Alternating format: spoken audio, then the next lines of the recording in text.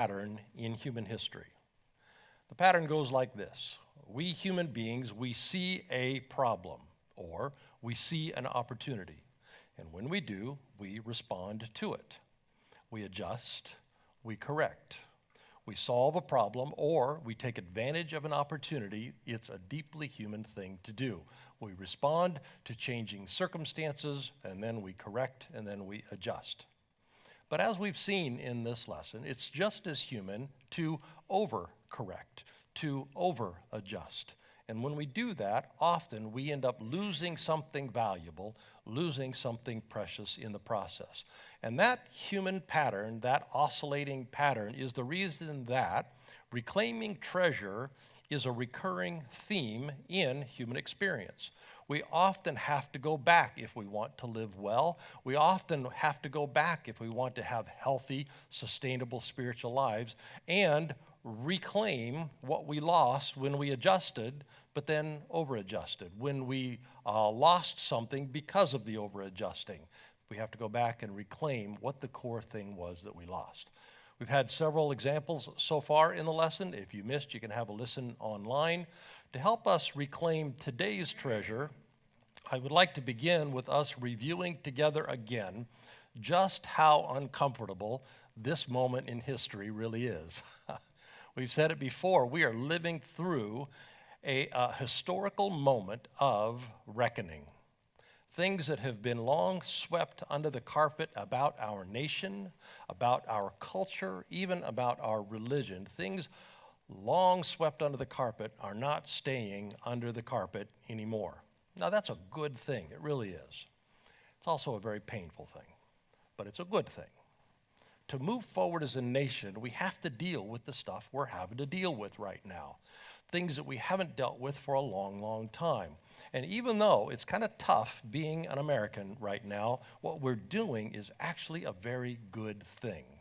Who knew? Because it certainly doesn't feel good. It's a hard thing. It's a hard time. It's very, very difficult. It really is.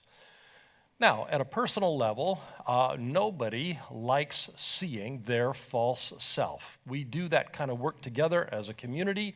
We work hard on exploring the stories we tell ourselves, the thing under the thing, our core lies, our faulty truths, truths that are not true enough. We say those things all the time. Why would it be any different when a nation undertakes that same endeavor? This reactionary moment is very similar to the reactions we have when we are forced to deal with core lies that we've held on to that have defined how we have lived our lives. But that's what happens during days of reckoning. And we are living through days of reckoning. We've had a way of being. We've had stories that we have told ourselves about ourselves, and those stories worked for a lot of people for a long, long time. And the story is something along the lines of, come on, we are America. We've been the envy of the world for 200 years. We're the exceptional country. We are the good guys. We're the huddled masses people. We're the open door people. We're the Marshall Plan people. We're selfless. We're magnanimous. We're the land of opportunity. We're the hope for a new way. So it's hard when there's a lot of truth in that story for us to look squarely at, to look unflinchingly at the things that don't fit into the story that we very much like telling ourselves about ourselves. Especially when those things that we have to look at squarely still affect us, still diminish us, still tarnish how we do society, and still tarnish how we do culture. Still impact the way we do business or the way we do education or the way we do housing or the way we do banking, the way that we do healthcare, even how we shop for food, for goodness sakes. We're living in a time of reckoning how our past still affects how we live together today. And again, it's good, it's healthy. We're looking at our nationally shared false self, our nationally shared core lies. That's how we get to the other side. It's how we become healthy. So good, so painful. So challenging, so difficult. This whole division thing we're living through, this fighting thing, sure, it's about immigration, or it's about guns, or it's about critical race theory, or it's about books that we don't allow in schools. There's always a thing. But under the thing, there is always the thing under the thing. That's what a moment of reckoning does. It forces us to see our thing under the thing, our national false self, our core lie. Now, again, we know how hard that is at a personal level. We know how much internal resistance we mount when our ego is being deconstructed. It is not pretty. And that's what times of reckoning do. During times of reckoning, we reckon. Pray God that we don't kill each other before this thing's over. Pray God that the worst thing that happens is that we don't spend Thanksgiving with each other for a little while longer. We're doing that as a nation. We're doing that in our religion, reckoning with our religious false self. The dominant religion was the binding force in our nation, but that binding force is unraveling. We have no shared spiritual story. We have no shared spiritual practices, no shared sense of what the spiritual life even is. That's what happens during a time of reckoning. Our religion is being reckoned with. It's being called out for our hypocrisy, for our mean-spiritedness, for our quiet complicity in systems that kept some people out and for a long, long time gave us the inside track.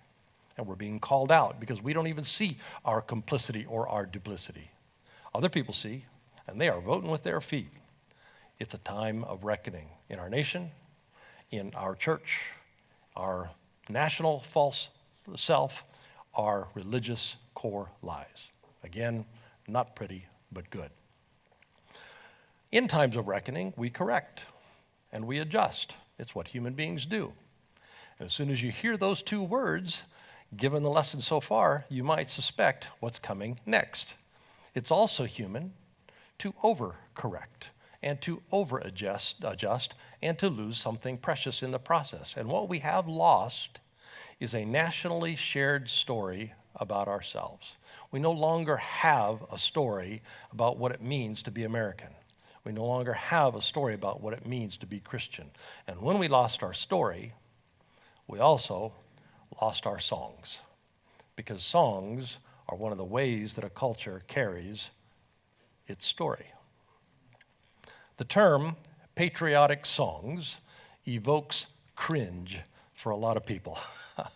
Growing up, my teachers would haul in this big portable record player, open up the lid, put on some record, and play a patriotic song for us, and then teach us to sing that patriotic song, and then line us up in front of our parents while we sang those patriotic songs.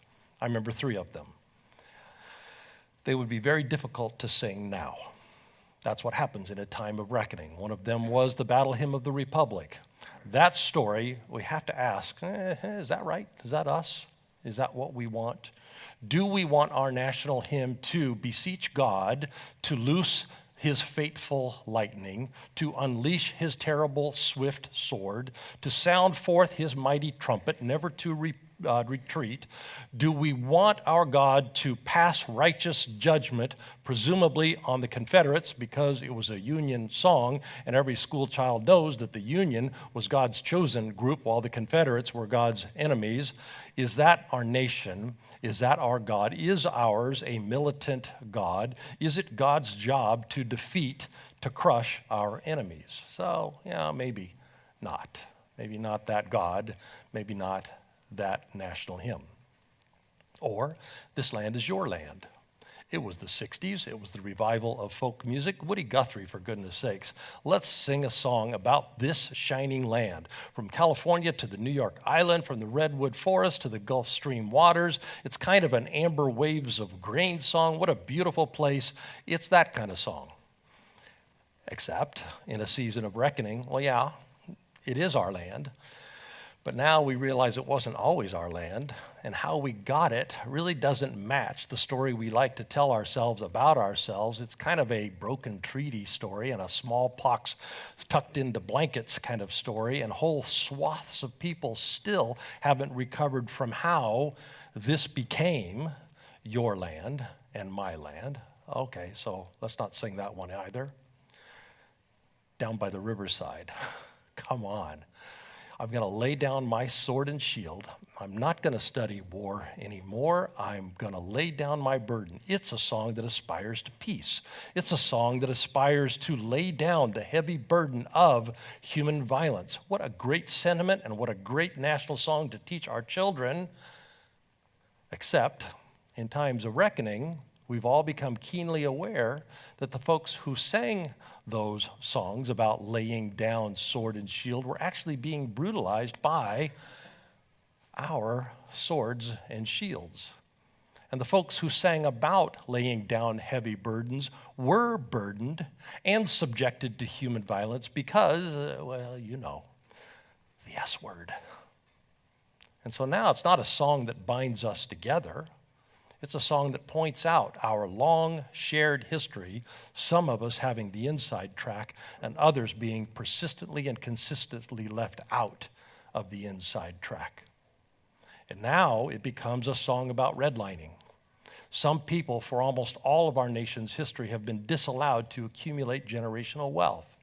Some people have been disallowed to gain the better lives that other people have. And worse, it's a legacy that continues today, and it continues here in Raleigh and in parts of town. So that beautiful song with that wonderful sentiment, it's not a nationally binding song during a time of reckoning. And that's true of just about every patriotic song that we have. In a time of reckoning, we have to reckon. And we're reckoning with stories we have told ourselves and that have been contained in our songs. And so now, if we ever do sing together, it's usually in a stadium, and it's usually at a sporting event, and it's usually something innocuous like Take Me Out to the Ballpark or Sweet Caroline, but it's not singing the way we need to sing most. It's not singing the healing power of music at a vigil after a school shooting. It's not that. We don't sing there.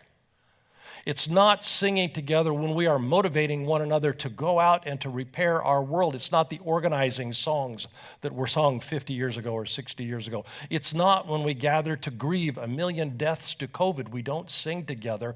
When we need to sing most, we don't sing. We don't sing to heal our broken hearts together or to rebind a community that's been fractured together. When we don't sing together, we don't experience what every culture and every religion and every community has experienced. We don't experience the stress relief because it turns out singing does that. We don't experience stimulated immune systems because it turns out singing does that too. We don't experience pain reduction and the development of endorphins in our bodies, grief processing or mood elevation or enhanced well-being, elevated oxytocin levels, which is the bonding chemical, the love chemical it's called. We don't experience the bonding of community at a time when we need to experience the bonding of community. Human beings sing together, but American human beings sing together less and less and less. And it's even worse when it comes to spiritual singing, because when it comes to reckoning with our religious core lies or our religious false selves, songs are a problem. If you grew up evangelical, or if you grew up Catholic, or if you grew up liturgical, or if you grew up Pentecostal, any song that smacks of what you walked away from, cringy. And if you start to imagine God differently, or Jesus, or sin, or human nature, some song that talks about any one of those things in the way that you no longer think about that, cringy. Many people who grew up in church feel burned by everything religious, and since singing is so human and so embedded in the religious tradition, we miss the singing, we really do, but we give it a very wide berth. Because oftentimes in our songs, we experienced emotional manipulation. Oftentimes in our songs, we experienced enforced doctrine, subtle control, pushing an agenda. Start a song that even sounds like one of those church songs, ooh, cringy. So, fewer and fewer Americans sing together, and especially fewer and fewer church burnout Americans, less and less singing together. Sometimes we don't sing because we're insecure about our voices. We've grown accustomed to plugging in music more than ever in history, and when we do, we get a lot of polished performer music, and then when we sing, it doesn't sound like that, so it's very easy to shut it down. Sometimes we don't know the words. Sometimes we can't sing that high or we can't sing that low. Sometimes we resent being forced because we are Americans. We are rugged individualists, and I'll be damned if somebody's going to tell me what to do. Sometimes we just get busy. We do work longer days. We have less free time, and we aren't in spaces as often as we used to be where people would sing together. And all those things factor into the decline of American singing. But those things can be fixed relatively easy. In fact, we're going to work together to fix those things. It's harder to fix the thing under the thing reason that we sing less. It's not just that we don't know the songs, we really don't want to know the songs because songs carry shared story. And right now, there's a lot of Americans who don't want a shared story. Not with those yahoos anyway. Singing together is a deeply communal practice. And right now, a lot of us don't want to be communal, at least not with those people. We're more individualistic than ever. We're more divided from others, so don't push me, man. And yet, we need to sing together because we need to feel together. And we need to be united as citizens together. And we need to be united on the spiritual journey together. Singing together is a transformative practice, a practice that we've lost when we corrected our national story and then overcorrected. I read an article about the evolutionary origins of singing. Turns out from the fossil records that we could sing before we could talk. Group singing, I guess you wouldn't call it that. I guess you'd call it group vocalizing because there weren't words yet. It would be maybe group melodying. So that practice is as old as our brains are. It's a deep part of us, deeply embedded inside of us. And that we did that vocalizing together helped shape our social brains, helped shape our capacity for shared emotional experience, formed the basis of pro-social behaviors among us, large group cooperation embedded in this thing of vocalizing together. It helped create the big brains that could eventually use language. So, singing together, it's in there. It's a core part of our humanity. It's a bonding practice. It's a community creating practice. It's a community building practice. It's a healthier me because I'm connected in community kind of practice. And here we are at this historical moment of reckoning, which is very difficult, very visceral, and very reactionary with strong feelings that are driving us apart. A moment we need to sing together more than ever, but we don't have spaces in which we do sing together. And we don't have songs we can sing together, and we don't have the inclination to even bother.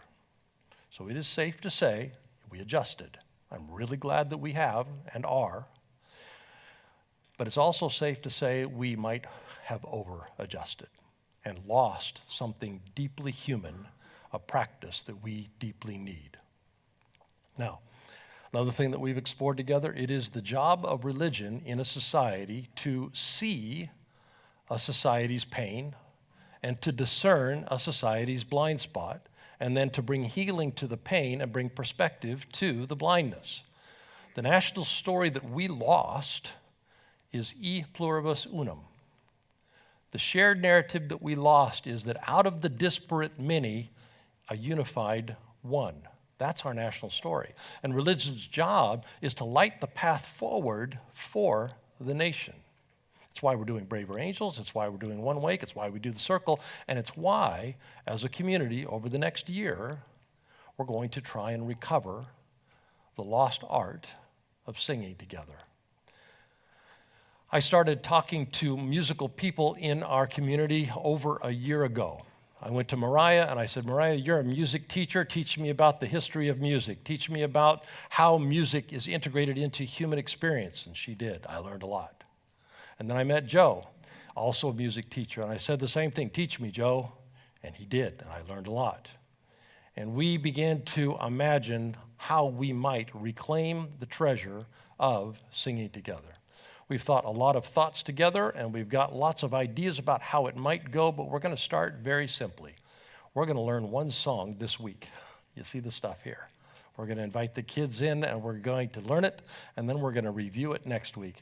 And then after we review it next week, we're going to learn a second song. Now, I imagine a future when we're going to access the magic of singing together, because singing together is magical. I imagine the day will come when we will create music together and create beauty together, beauty that we cannot create when we are alone. Human stuff like synchronizing heartbeats, that happens when we sing together, stress relief, communal bonding, all the things that I mentioned. May take us a year to get there, but when we do, communal magic, but also spirituality magic. I've said so many times, we cannot contain the divine in any thought that we think, any doctrine that we can articulate. We can't contain the divine, but we can, we've said it again and again, experience the divine. We've used this metaphor so many times. The divine is like the wind. We can take a box outside and we can capture it on a windy day, and we can bring that box in, and we have a lot of the elements of the wind in there, but we don't have wind in there. But just because we can't contain the wind doesn't mean that we can't experience the wind. We can go out on a windy day and be moved by it. We can go out on the wind and be blown by it. We can go out in the wind and we can put up a sail and be carried by it.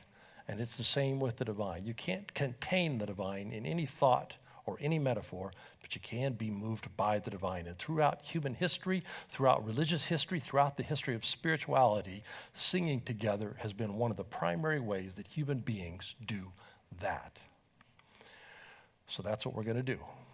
All right, Carol, now's the time. Go get the kids. But a moment of reckoning is a moment of adjusting. Good reason. We're fixing a story that doesn't work anymore.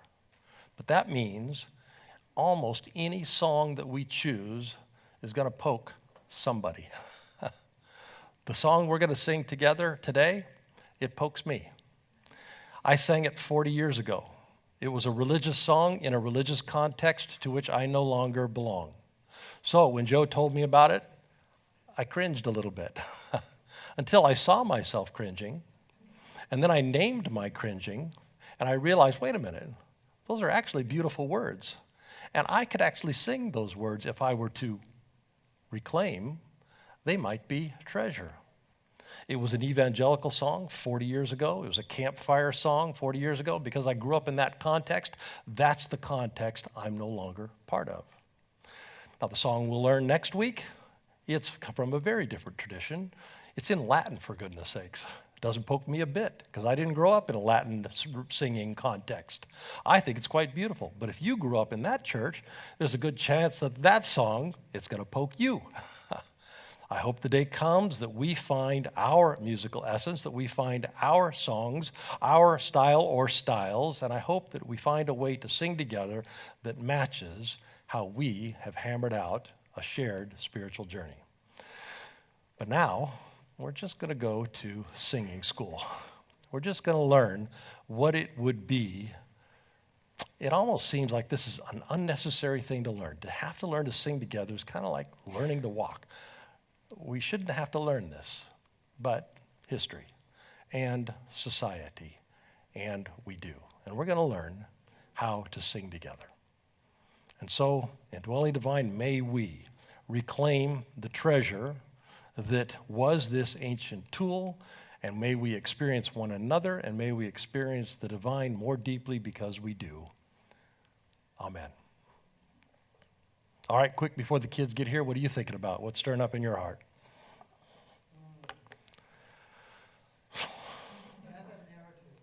Meta-narrative. That's what's stirring up in your heart?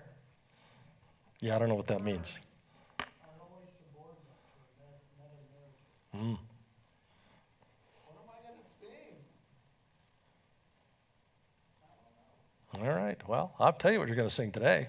What are you thinking, Pearlie?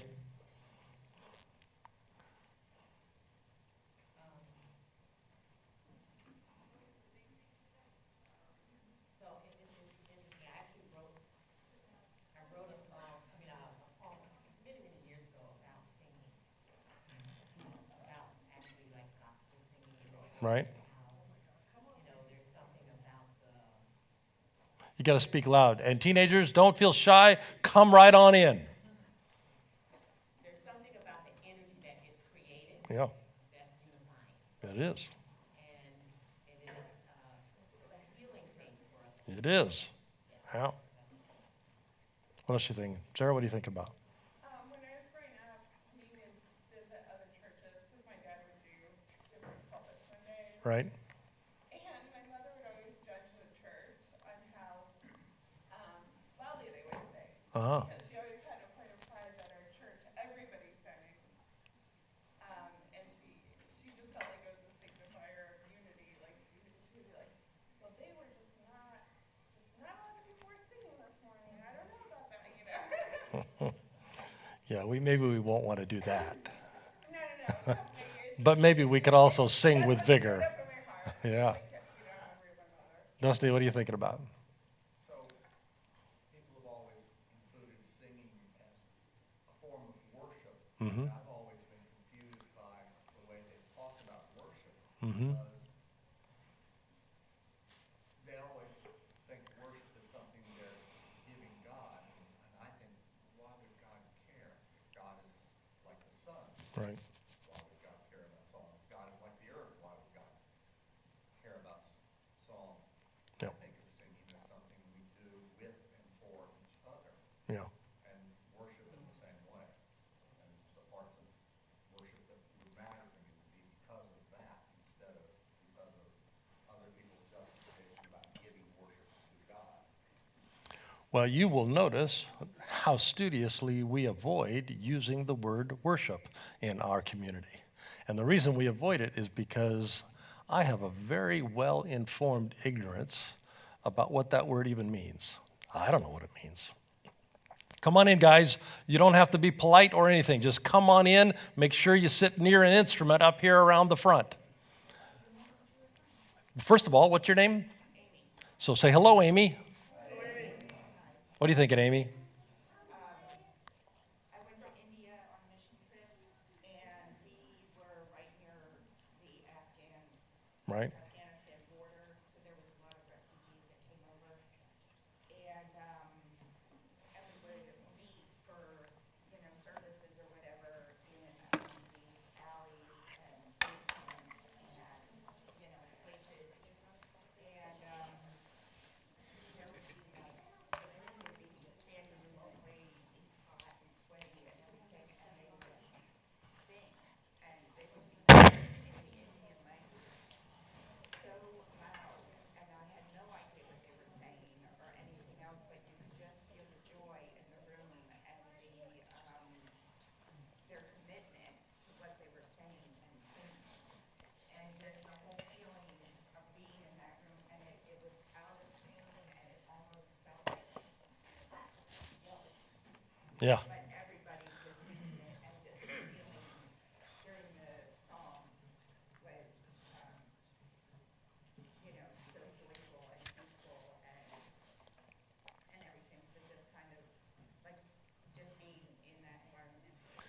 So when we get out of our American context, we realize this gaping absence in our culture, because that happens all over. I've been lots of places in Africa where I've experienced the same thing. I've even gone to a pub in England where, for no discernible reason that I could figure out, everybody there that was drinking their beer just decided they were going to sing together. And the whole room filled with song. And, we've seen the images of what happens at soccer games in Europe where people just light up and sing those kinds of things. So, yeah, it is a gaping absence in our culture, and we're going to do a little bit today and then a little bit more tomorrow to start moving toward rectifying that. So, Joe, come on up. Say hello to Joe. Say thank you to Joe. Thanks, Joe.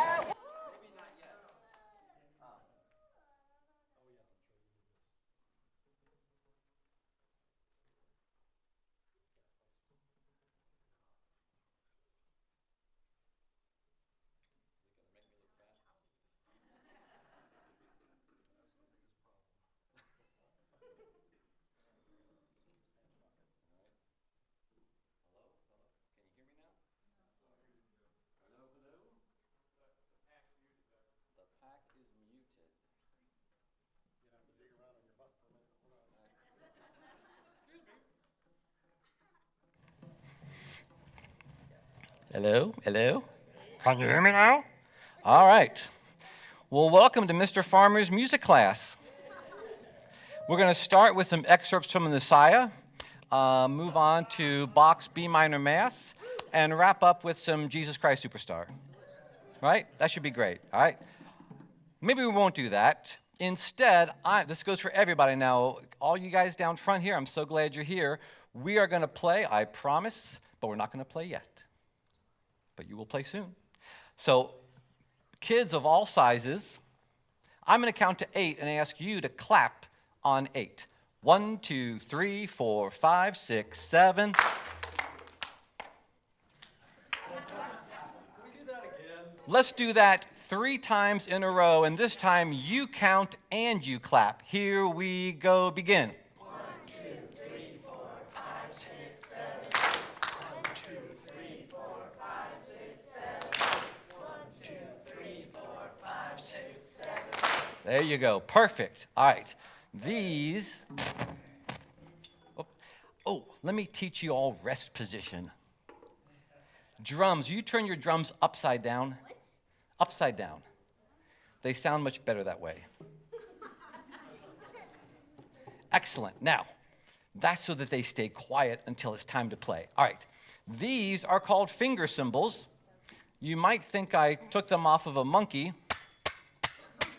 but I did not. And this is not how you play them.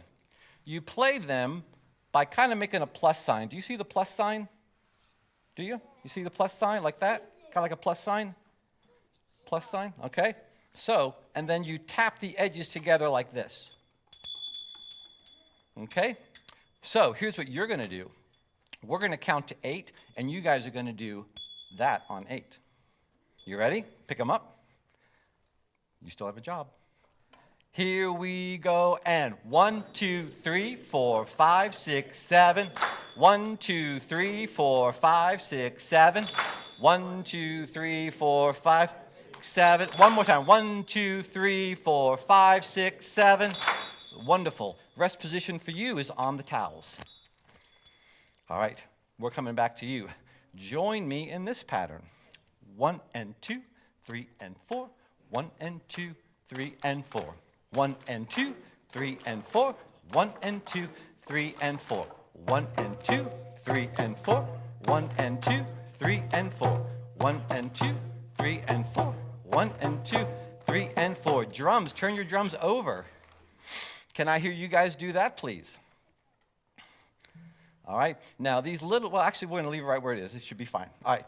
You guys are going to play that pattern on your drums now. Are you ready? Are we ready? 1, 2, here we go. 1 and 2, 3 and 4.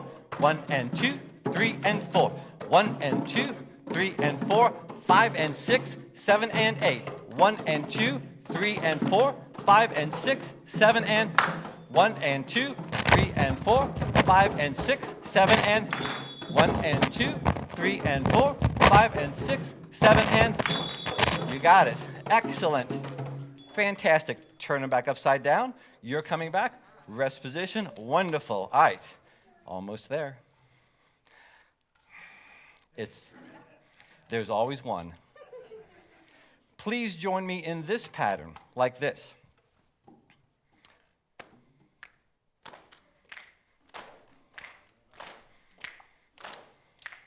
Now we're going to add some words to it, like this. Listen. Eggplant, donut, eggplant, bagel. Eggplant, donut, eggplant. Can you tell I'm hungry? Eggplant, donut, eggplant, bagel. Eggplant, donut, eggplant, bagel. Eggplant, donut, eggplant, bagel. All right. Pick up your mallets, xylophones. Great, great, great. So, I bet you guys can figure out where the eggplant is, where the donut is, where the eggplant is, and where the bagel is.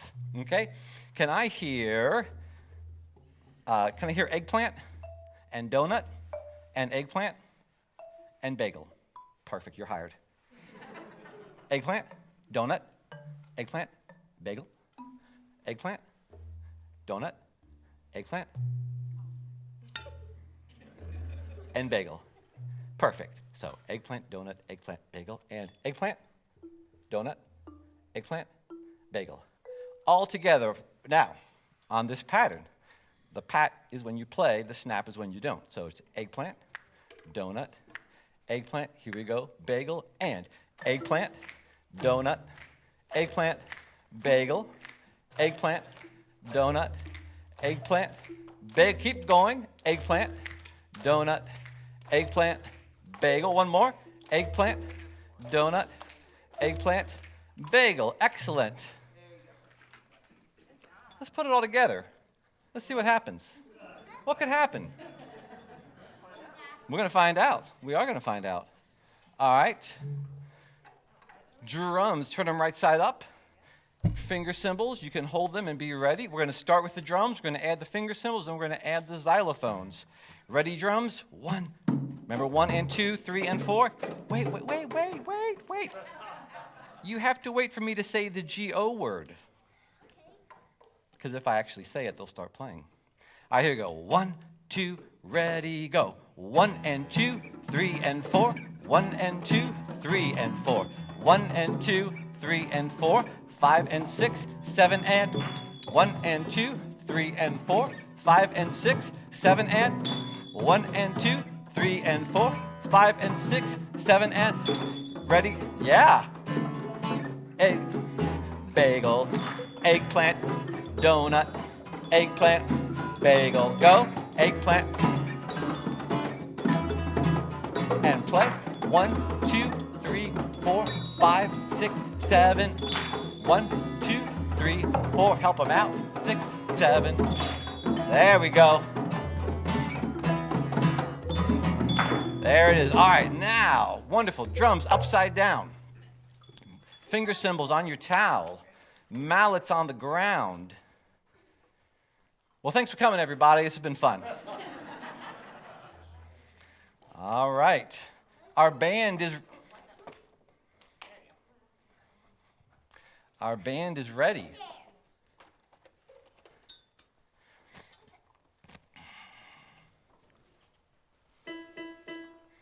All right. I think we've got it. So let's do this. I'm going to sing 3 numbers to you, and I'm going to ask you to sing those 3 numbers back to me.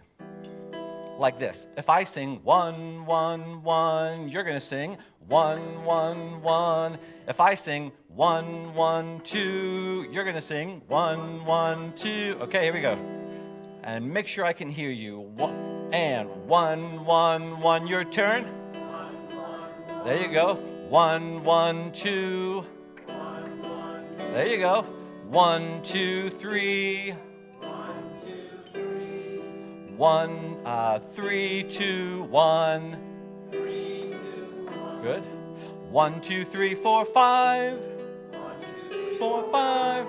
5, 4, 3, 2, 1. Good. 1, 3, 1. 1, 3, 5, 3, 1. Go. 5, 3, 1.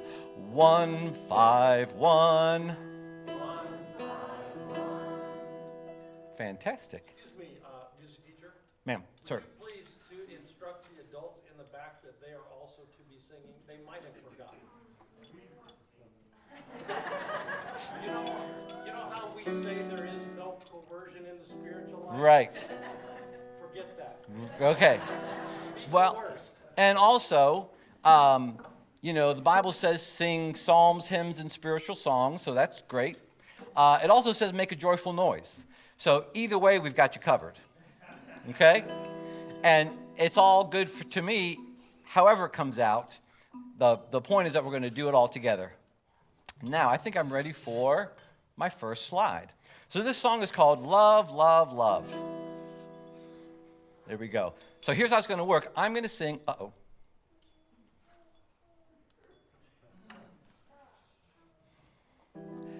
I'm going to sing the first line, and I'm asking you to sing that line back to me. I'll sing the second line, you'll sing it back to me, and we'll go through those 4 lines just like that. And by the way, you already sang all the notes we need for the song. Here we go. Love, love, love, love. Your turn, ready, go. Love, love, love, love. Excellent. The message in a word is love. Your turn, here we go. The message in a word is love. Great. Love your neighbor as your brother. Your turn, go. Love your neighbor as your brother. Love, love, love. Ready, and love, love, love. Excellent. Now I'm going to sing the first two lines, and then you're going to sing the first two lines back to me. Listen first. Love, love, love, love. The message in a word is love. Your turn, here we go. And love, love, love, love. The message in a word is love. Here's the second part, listening. Love your neighbor as your brother. Love, love, love. Ready and sing with me. Love your neighbor as your brother. Love, love, love. Let's sing the whole thing together. 1, 2, here we go. Love, love, love, love. The message in a word is love. Love your neighbor as your brother. Love, love, love. Fantastic. Can we get the next slide up? Little joy. All right, now you know how it goes. It's the exact same melody with a couple of different words. Instead of love, love, love, love, it's joy, joy, joy, joy. The message in a word is joy, joy that fills to overflowing. Joy, joy, joy. Let's sing that together. 1, 2, here we go. Joy, joy, joy, joy. The message in a word is joy. Joy that fills to overflowing. Joy, joy, joy. Very nice. And the next one is peace. The message in a word is peace. Peace that passes understanding. Peace, peace, peace. Let's sing that together. 1, 2, and here we go. Peace, peace, peace, peace. The message in a word is peace. Peace that passes understanding. Peace, peace, peace. All right, and then the next slide, we're back to love, love, love, love. Can we get to the first slide of love? All right. I think we can do this. I know we can do this. We've kind of already done it, haven't we?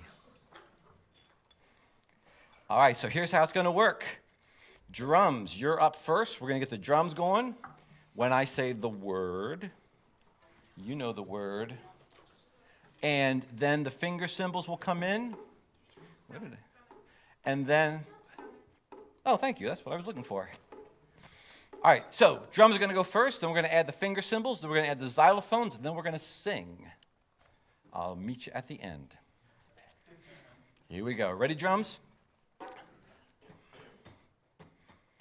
1 and 2, here we go. 1 and 2, 3 and 4. 1 and 2, 3 and 4. 1 and 2, 3 and 4. 5, 6, 7. 1 and 2, yeah. 1 and 2, 7. 1 and 2. Get ready, xylophones. 7. E, D, E, B, D, C, 4, 5, 6, 7. 1, 2. Here we go.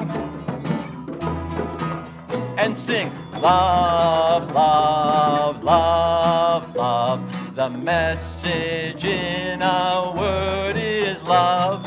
Love your neighbor as your brother. Love, yeah, love, love. And joy, joy, joy, joy, joy.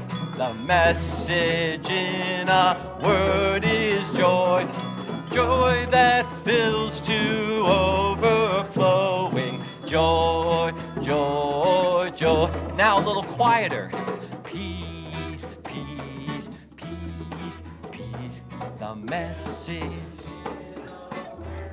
is peace that passes understanding. Peace, peace, peace. Here we go, loud as you can. Love, love, love, love. The message in our word is love. Love your neighbor as your brother. Love, love, love. Sing that last line again. Love, love, love. Love, love, love.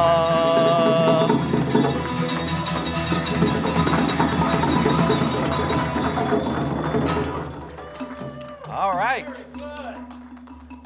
Congratulations. You're all in the choir. You got tired. That's a lot of work, isn't it? Let me see, where did it those of you online, we're about to dismiss, but before we do, we all give online together. Can you hear me up there, Gene? How about that? 1, 2, 3. It's handheld too. 1, 2, 3. Hey, we all give online. You can go to our website, commonthreadchurch.org. Go to the top. There's a donate button. And remember what we say all the time. When we make an investment in spiritual community, there's always a good return. Because the community takes the love and the dollars and the time and the energy that we give, amplifies those things, gives them back to us in the form of a context in which we thrive and grow. And we're going to move pretty soon. And when we move pretty soon, I don't think it's going to cost us the $60,000 that it did last time, but it might cost us $20,000 or $25,000.